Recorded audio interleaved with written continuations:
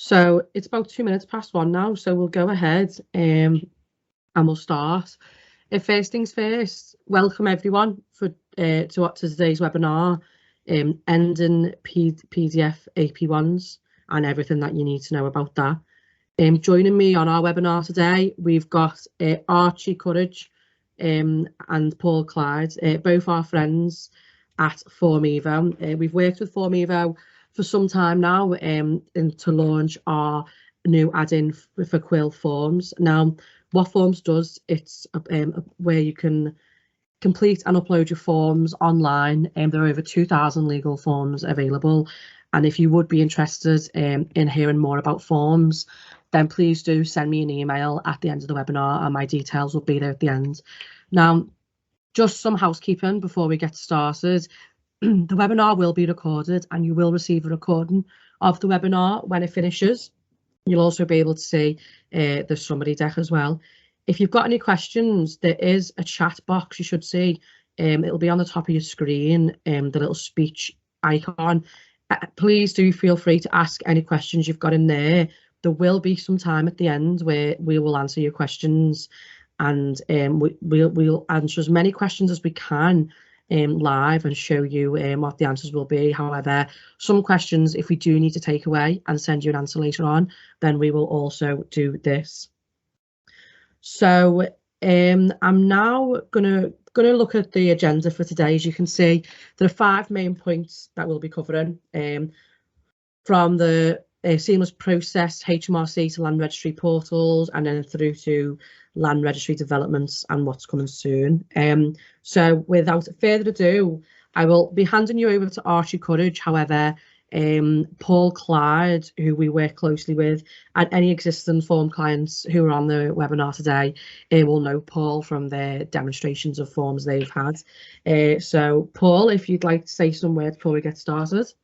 Yes, good afternoon everyone. Briefly, I just wanted to mention Quill Forms in terms of what it's about. When we looked at the list of people attending today, most people don't seem to use Quill Forms and don't have a subscription. So I thought it's useful just to summarize what it's about. So Quill Forms is a cloud-based application. There is nothing for people to download. It is automatically updated with functionality and content. It is integrated with the Quill system, so it will auto-populate through from the data within Quill. It's a combination of electronic forms where the output is a PDF, but also it contains digital forms, and you're going to see 3 examples of digital forms today when Archie begins the conversation. The other functionality that's available that's attracting a lot of interest at the moment is the ability to share forms with your clients. So for instance, you can share access to the TA range of forms with your client, or indeed something like a Formee within the divorce area, and the client can complete the forms at home under your editorial control. And then to finish, we use the advanced level of e-signature service so that documents can be quickly signed.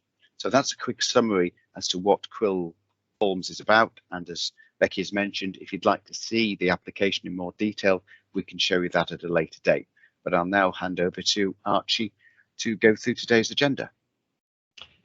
Thank you, Paul, and thank you, Becky. Good afternoon, everybody.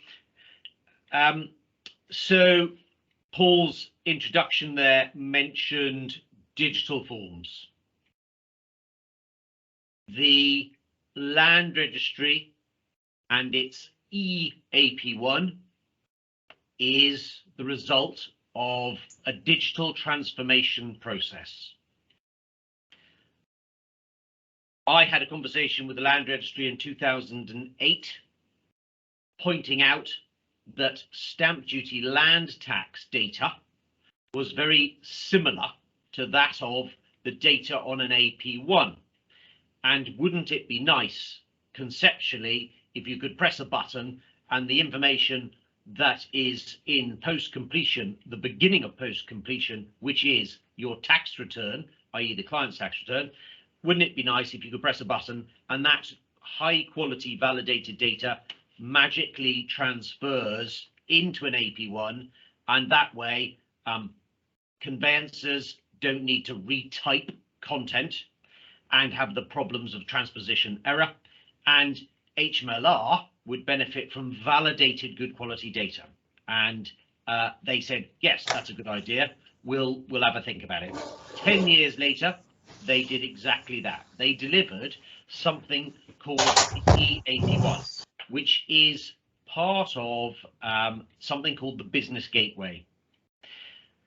The discussion topic for today is to understand the difference between the portal, which you will all be very familiar with, and Business Gateway. The portal currently is a replacement of the postman. It achieves nothing digitally.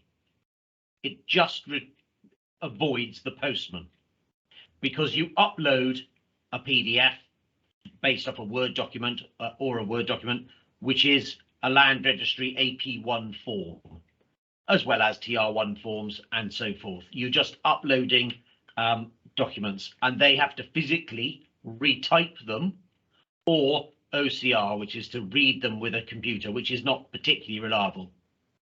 And that process in the portal that you've been accustomed to for many years is coming to an end. It will end November 2022. That's absolutely categoric. That is what is happening. So you cannot use the portal to upload an AP1. That is not where you'll be at in November. You will have a choice. You can either take your AP1 as in a printout on your desk on a horizontal format, and you can retype all of its content into 22 different screens with a land reg, and it'll be really quite a slow process. You will not be able to put in information half complete. You'll not be able to get away with what is known currently as the soft touch. The Land Registry knows that question 13.1 is the cause of one of the top 5 reasons for requisitions, and that is where conveyancers put the role of the party in our paper AP1 incorrectly. And the Land Registry goes, oh, we know what you mean. You've got transfer E, transfer or the wrong way round. You've got borrower and lender not identified correctly. We can work it out. Fine, that's a soft touch. Soft touch. The soft touch is finishing, and you're now going to have effectively a hard line. You've all heard about the Land Registry's publication of the top 500 law firms that create the highest number of requisitions, and we think of it as the bad boys list, and you don't want to be on the bad boys list, because your clients are savvy and are aware of the concept of being I'm looking for a conveyancer. Let's just see what the Land Registry says. Oh, this is a firm that I've heard of, but they're on this list. You don't want to be on the list. You don't want to have volumes of requisitions. So the reason and the methodology behind the Land Registry's digital transformation process that will help them, help you remove the vast quantity of requisitions is by basically mandating the use of a digital as opposed to an electronic form. As I say, there are two angles that you can use to get at a digital form. Either you can retype everything you've got on a piece of paper into the Land Registry's process, and it'll take quite a long time, and there's 22 screens, and if you get something wrong, you go back to the beginning and you start again, sort of process. Or you can use the Business Gateway, which is an AP1, and that is part of Quill Forms. The ideal is that you go from an SDLT or an LTT through to an EAP1, and you don't type anything extra on your AP1 from what you've done on your SDLT or your LTT if you happen to have a Welsh property. I'm going to demonstrate that process in a moment, and this is really what we're talking about in points 1 and 2 on the agenda. What is changing and why, which I've just explained, and the concept of creating a seamless process from HMRC or WRA in Wales, the Welsh Revenue Authority, to the single Land Registry.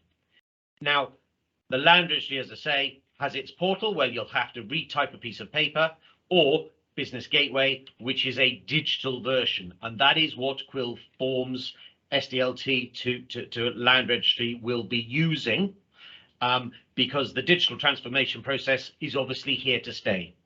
One last thing to mention, and Paul's already alluded to, is the pandemic.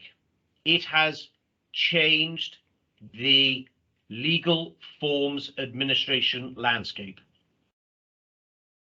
It's never going to go back to how it was. The concept of sharing a form and electronically signing a form, like a TR1, like a Form E, like a D81, that new form that came out on Monday for matrimonial. That is now a reality. The Land Registry, as a response to the pandemic, has brought forward, I would argue, somewhere around by 5 years, its plans. I'm on 2 committees with the Land Registry as an industry stakeholder, one on electronic signatures and 2 on the digital transformation process, how to deliver it. So we have clearly an interest in the whole area, but also an influence on how that might look in reality to busy conveyancers like yourselves and Quill Forms users. So sharing and signing securely has been something that has not been missed by the Land Registry, and they have welcomed it. They've embraced it. Hence, Paul mentioned advanced signature. That is the minimum requirement for the Land Registry of what is an acceptable signature profile.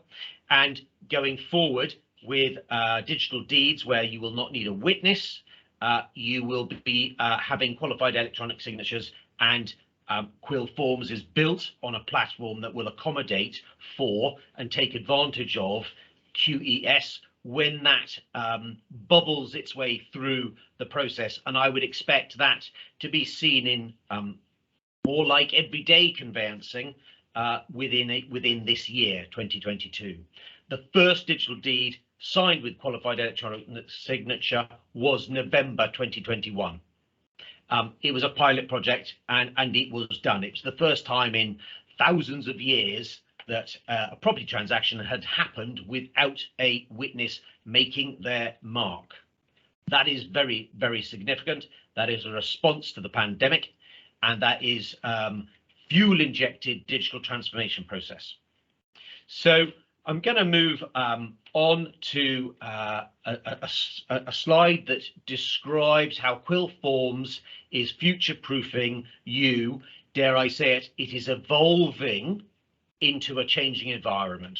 That is why Form Evo, which is what Quill Forms sits on, is named as such, because it's about evolution. So forgive me for my basic artistic work here, but when we're looking at the digital transformation process, we are thinking about the property transaction from beginning to end. Here is your firm, your AMLs and your searches and your ID checks, and you fill in various forms and you process various pieces of paper, and that is pre-completion. You then complete, you go on to the first thing to do, which is HMRC or for SDLT or WRA for an LTT, and you fill in that form as a prerequisite to the AP1. Equally, within that, you may be a Law Society CQS member, and you may have slipped your notice that the Law Society's CQS requirement 1.2 A to C requires that you have an audit trail of the SDLT or LTT calculation. a question to yourself, ask yourselves is, can I prove that we've had 2 sets of eyes as per the requirement? Check question 10 and question 14 on an SDLT. That's just a question to take away. Now, the Law Society last year had planned random visits of all CQS of 300 CQS members to verify that they met the standard, the high standard demanded of CQS. Clearly, the pandemic meant that was logistically not possible. The Law Society are looking at and considering engaging this year and next year with on-the-spot short notice visits to verify that if you're a CQS member, that you do indeed meet their standards. The system I will demonstrate to you very quickly in a moment will show you a CQS audit button so that you can just press it and go, there you go, done. Lastly, we should mention Gdpr. Clearly, SDLT, LTT is all about personal data of your client, and GDPR is very topical from a compliance point of view, and it really reiterates that CQS and GDPR are all part of the conveyancing process, where 50% of it is about compliance. The other 50% of the process is about conveyancing. So pre-completion searches, SDLT, LTT, post-completion, Land Registry, AP1’s, that is the 50% of the conveyancing. The other 50% is about compliance, audit trail, and being able to demonstrate that you're doing things in the manner with which your professional direction should be taking you. And just very lastly, what we don't want to do is create a lot of requisitions and be on the bad boys list, because the requisitions waste time, is bad public relations, and it means that you have to go back to the beginning of the process to some degree and get amendments made and interact with the Land Registry. There's some concept in a few firms where I just need to get it off my desk and get it to the Land Registry. I'll deal with sorting out any problems later. The Land Registry's AP1 November 2022 hard stop is going to stop that. No longer a soft touch, but a hard stop. They're just going to go reject, reject, reject. Please don't send them partly accurate information. They want wholly accurate information. They will get that by forcing the digital transformation process into the system, either, as I say, via their portal, and you'll have to retype everything you've got on paper into it, or you can push a button and it will fill it in for you where you are using Business Gateway and the digital process. So I'm going to just quickly now, for 5 minutes, go through that process of SDLT auto-populating AP1. I'm going to mention the Law Society CQS compliance audit trail. We'll have a brief talk about the seller checker, which is something called the proprietary name service, which is new to the Land Registry, and we ourselves have been asked to beta test it, and that process will start at the end of February, beginning of March, and there'll be a button in SDLT or LTT where you can check the seller, and it will the seller's name is correct, to avoid having to get amendments made with HMRC or WRA that then affect HMLR. So I'm going to just escape out of that, minimize this screen, and we're going to jump into SDLT, which we've got here on screen. Paul, if you would mind nodding, just that you can see that screen okay with SDLT. Thank you. So briefly, we're in an SDLT. I can do a new SDLT or LTT all from one screen. I put in my matter reference, sale of 1 Front Street, and I am going to answer what is the local authority, and I can choose Aylesbury Vale, I'm going to select which template. Is it SDLT? It knows it's SDLT because it's a English local authority code. Is it freehold, leasehold? So I can fuel inject a SDLT because I've got a template.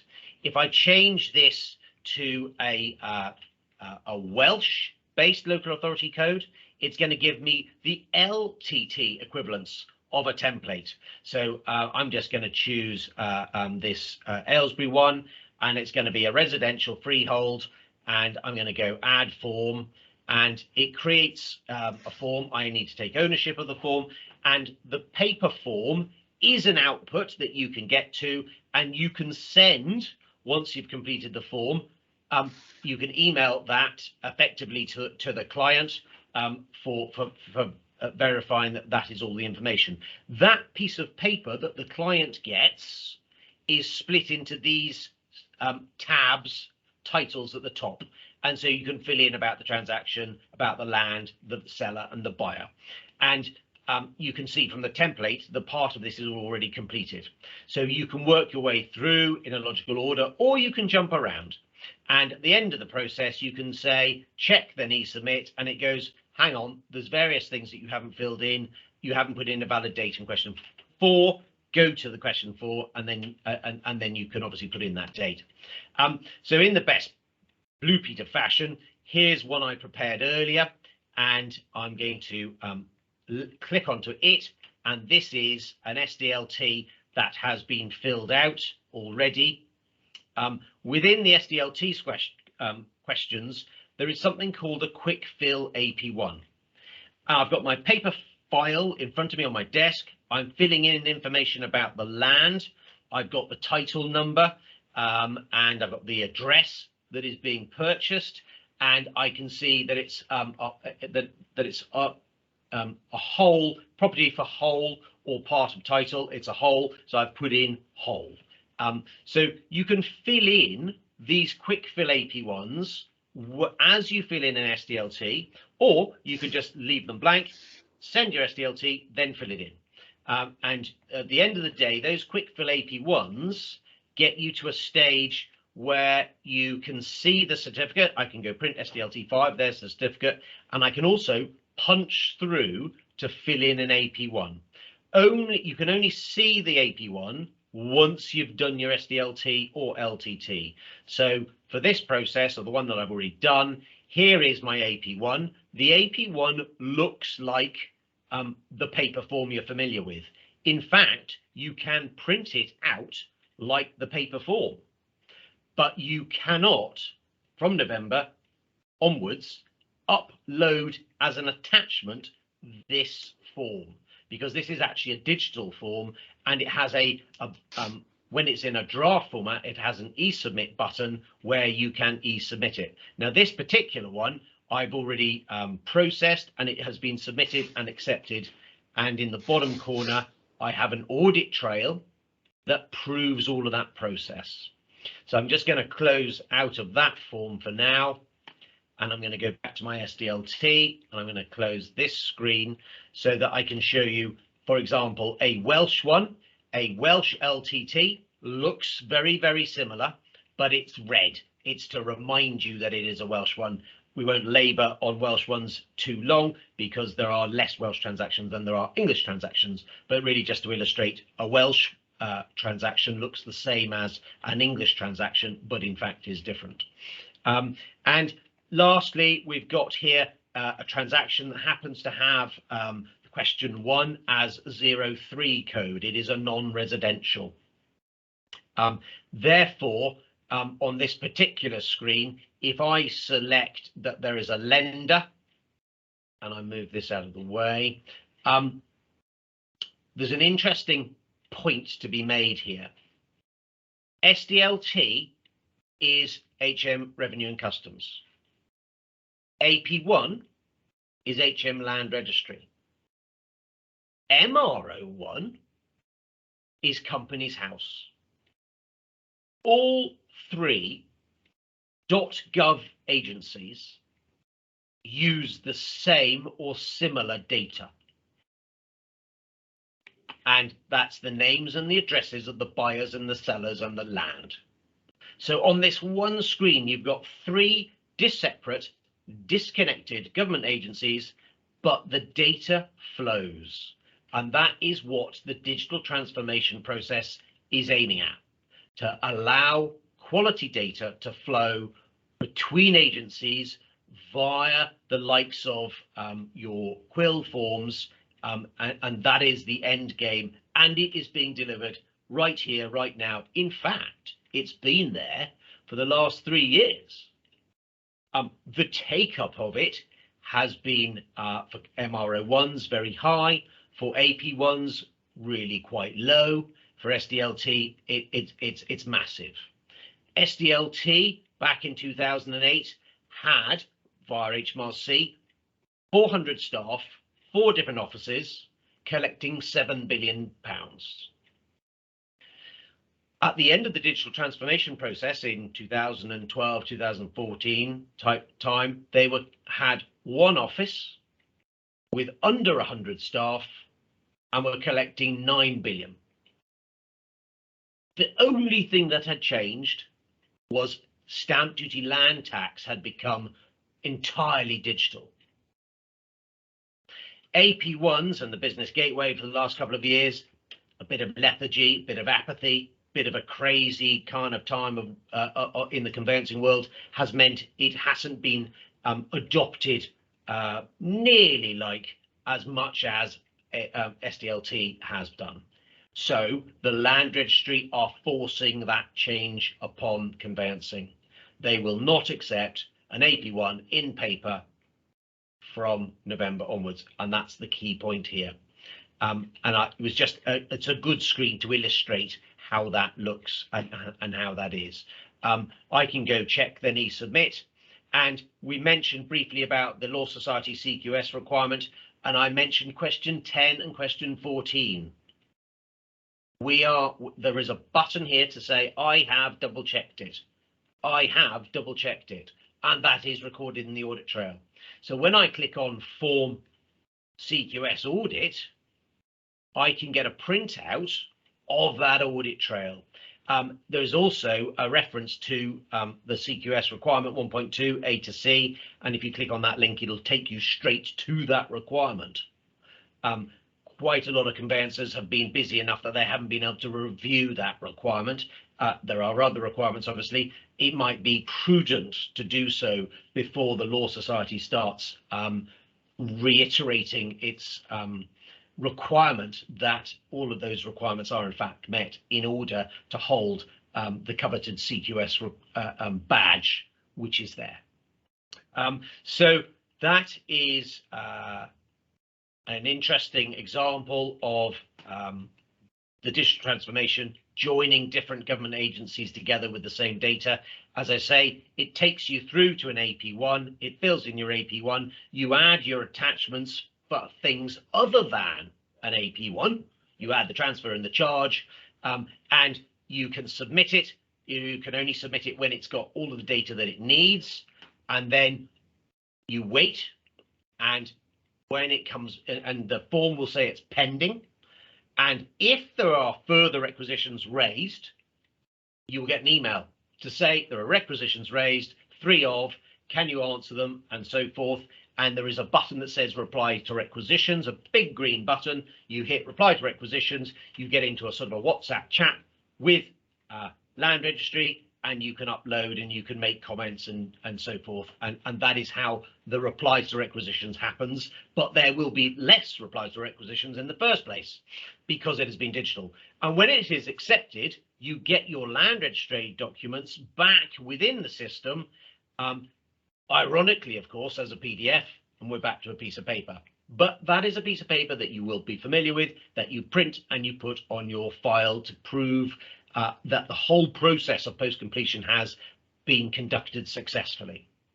So I'm watching the clock, and that's a good place to stop at 1:30.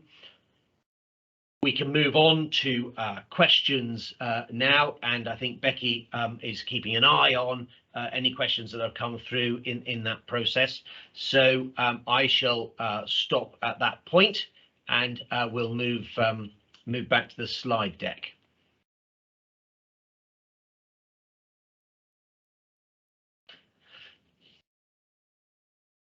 Becky, have you got any questions in the chat there?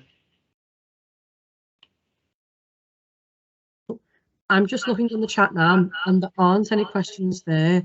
However, if anyone does have any questions, if you'd like to ask them in the chat, then we can answer them.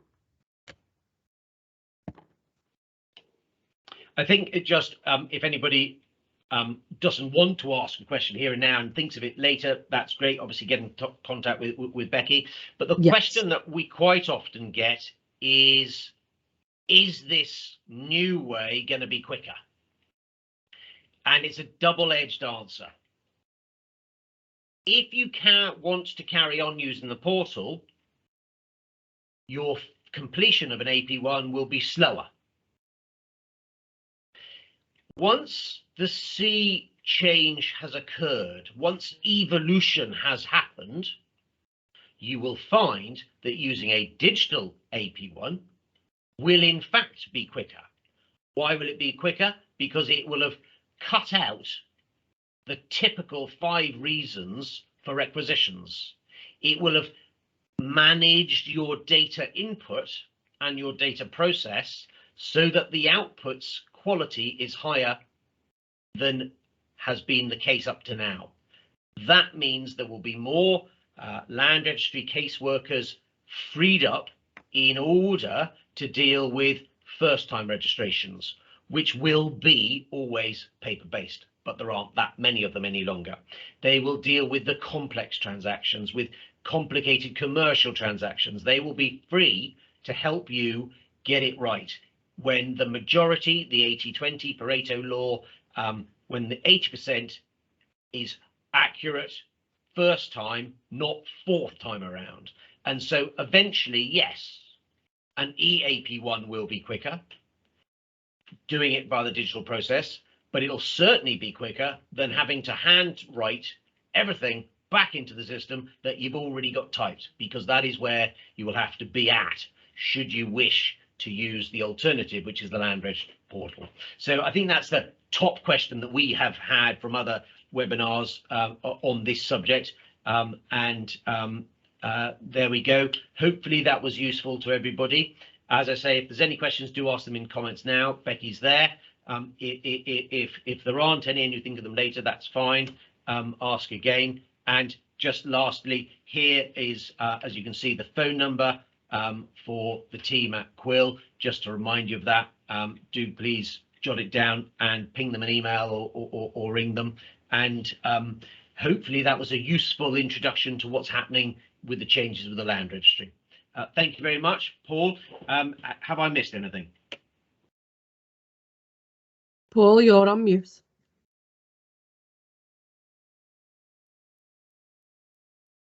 There we go. No. You can hear me now. Yeah. So there's a question around Oea Forms Integration in terms of is that available with Quill, which my understanding is it isn't. The other question is this system live now? And the answer is very much yes. Yeah. There's been something like 5 million successful submissions through this to date. So very much live, available for you this afternoon if you so wish. I had another question for you, Archie, which sometimes comes up, which is, can we change the font within the submission of the AP1? The answer is no. I know we've all got used to using Word-based forms, and the Land Registry regrets ever allowing a Word-based form to exist. I know it was the only easy transferable format some years ago, but the problem with Word and forms is folk like to make things bold or make them smaller or expand them. The digital transformation process will put a hard stop to any formatting or any inference of the words on the paper. You will not be able to do it. So the answer is no, you cannot use bold in a TR1 or in any Land Registry form because they simply ignore it. And the digital transformation process is about the data, not about the inference, not about the subjective view of whether it's important or not important to make something bold or italics. So the digital transformation process will strip out all formatting, and so the answer is no, you will not be able to do that. And indeed, currently the Land Registry pay no attention to it as well, because it's not within the form that you must make something bold or make something italicized, and so they ignore it as it stands, and it's a traditional question, and the answer is quite clearly no. Okay, another thing I'll just cover off is training. We do provide training for Quill Forms and the specific digital forms within that. Yeah.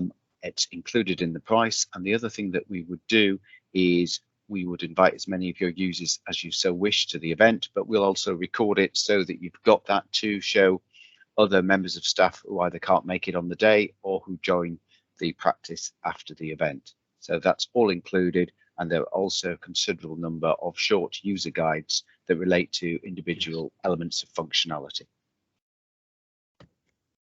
So there's no further questions that have come in, as Becky has just said in the chat. If anyone wants to have a look in a bit more depth, we can certainly arrange that for you and show you the integration in practice into Quill Forms. But other than that, over to you, Becky.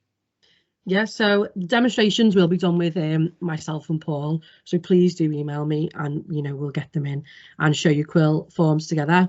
But other than that, thank you very much for coming today, everyone. Now, just to reiterate, we will be sending a recording of the webinar out today. It'll be available on YouTube also, so you are able to share that with your colleagues and anyone else if you are interested in, you think what might be interested in the webinar who was unable to attend today. Good. Good Thank stuff. you, Becky. Thank you, Thank you, everybody. Becky. Thank you, Paul. Thank you very Bye much for for now. your time, everyone. Thank you.